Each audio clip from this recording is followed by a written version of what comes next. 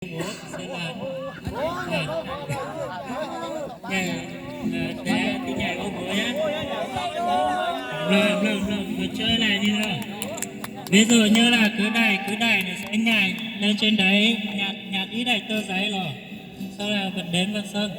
Rồi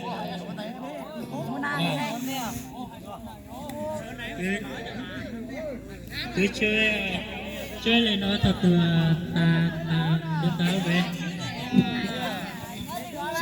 Cái chọn này à?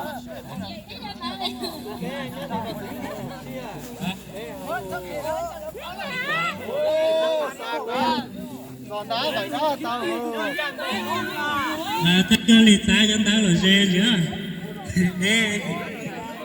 Tao không có mà. Sang chơi chưa? Có sang chơi cho các bạn ơi. Đến nhá. Y O P bắt đầu.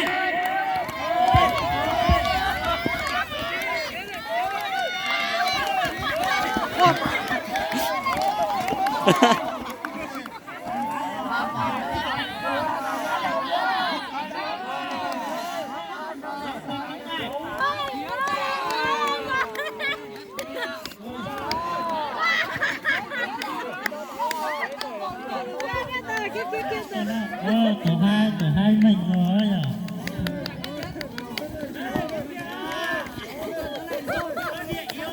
Mẹ đợi của bố à.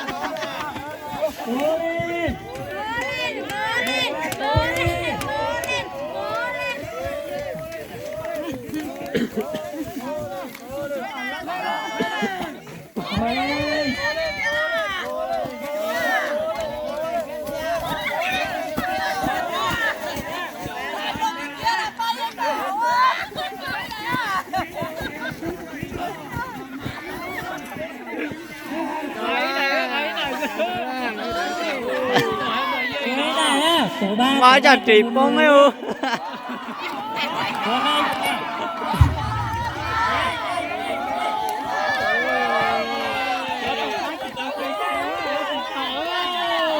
Còn hai còn một người nữa.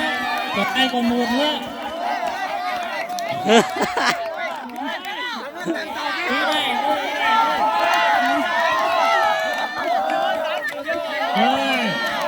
Tổ một nhanh rồi. Tổ một nhanh rồi.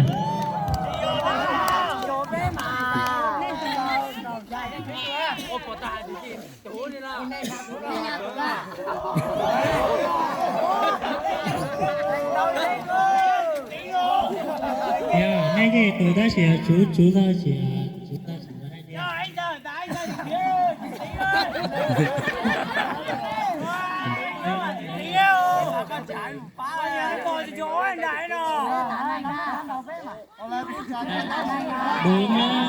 Đúng. Chết đùa luôn.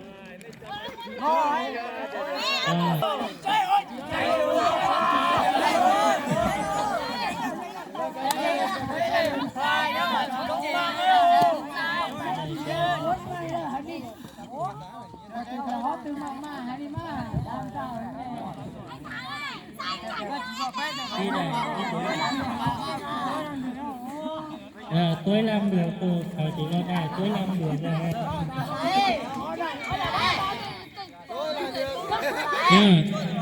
Tiếp theo là bé sẽ sắp xếp đúng câu kinh thánh, sắp xếp đúng câu kinh thánh đúng địa chỉ nhá. Sắp xếp là đúng theo địa chỉ kinh thánh, đúng câu kinh thánh này. Anh cho tôi này đi. Tôi nhớ cách có nhớ phan cái điểm. Tôi làm được à? Đó là con chưa. Đang có lì là đấy. Đang có lì đang có lì. Chưa đang này có liên quan rồi. Quay nó có lì đây hả rồi. Rồi. Rồi. Ít tuổi đây, ít tuổi đây. Sẽ đúng, nghe sẽ trả giá sẽ ít tuổi phải tuổi đây. Ít tuổi phải tuổi đây. Sẽ đúng, đi tới nha. Ban cho tôi. Sáng ha. Sáng Teo là gì sáng lắm. tôi làm được. Ban năng lực. Nè, 6 này là. Wow, nó chẳng có chỉ tí vô. Ôi, 8 tí vô. Lấy cái tiền bắt đầu. Xem là. Lấy cái tiền bắt đầu xem hành là. Tôi xem với tôi xem rồi. Cái xem anh tên là bắt đầu xem nữa mà. Chưa, tuổi hai được chưa? Tôi nó đi vào. Là nó số tiền là nó dễ cho nó phò xếp cả rồi. Lạnh quá. Đi thang mà sứ cháo chè.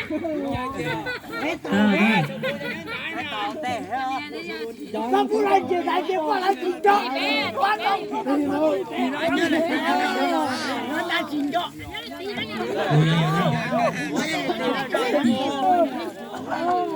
Sẽ hang à, sẽ thật thả hang à, của ba ra. Ba sẽ thả hang à. Sơn xếp chỗ Của đó. ba sẽ thả hang hết. Không sẽ không. Đâu, các tuổi sẽ vui chưa? Tiền nó tự yêu phê mà tiền vô. Wow, bé là khá xíu bé chỉ rồi à. Bé nó xíu rồi là khá. Chúng ta chạy rồi. Bên nhà hàng này. Đâu. Cái lúa sân khấu nó không gian được chỉ đủ hay để cái xe đứng cái này một chút. Và cái cú sái về là tủ một lối cho rồi. Như lý là 13 có bố đó. Nhận to rồi. Cái tủ một rồi. Xíu vào lo nữa. Xíu vào lo xác minh sẽ là vừa sẽ đúng chính thánh lại. Sẽ đúng tôi hết ta. Xíu vào. Rất có chị em mà. À, hiểu tao hiểu nó cho cha. Có hiểu có tôi à. Ban năm khảo. Ra gì nó cho nó nhiều. Chanh nghe hay à. Nó anh nè. Số lần trái pháp sẽ ở phía tủ một nhiều bùi dầu và lục cũ là rồi. Phía tủ một là lấy từ đại diện là nhanh nhá. Chưa ta nè. Ui giời phải nhảy hả? Nhìn kia. Tôi làm được mọi sự. Ôi trời ơi, anh đã đổi nó. Ôi nhớ là Nhìn vào tỉ hoa tí hết sầu rồi. Chị đó, bữa đó khó đó. Bằng thêm sức cho tôi. Hỏi giờ bằng là tiếng truyền thống bằng hiểu đến giờ này.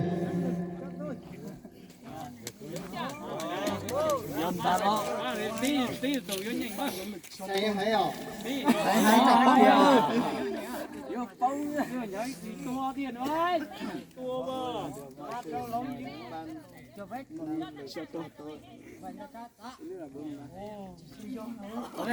chả có gì là tôi xếp tôi tí nè. Đấy là chiều nào là đấy là phải đi nhiều là phải chiều là đi. Giờ phải một nó phải chiều lối mà.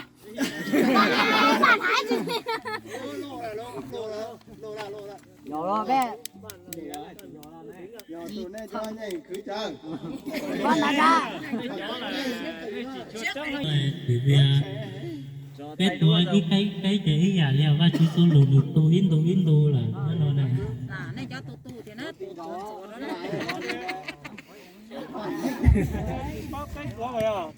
Lên trên thôi. biết chưa? Lo cho không trả đi. Tụi anh ra sống bằng khẩu đi. Ngoài có đấy trang ơi. Đó có là xiên gì mà.